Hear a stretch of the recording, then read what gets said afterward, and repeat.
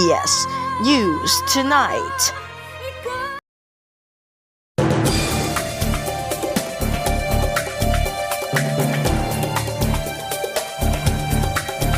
Magandang umaga po.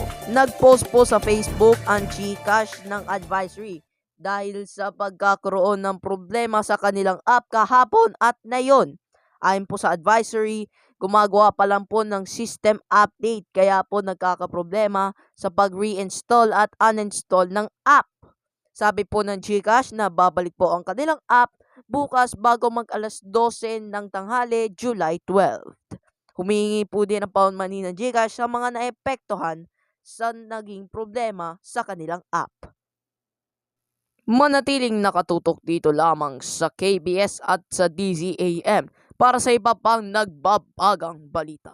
Ako po si Rod Cyril de Batera, magandang umaga.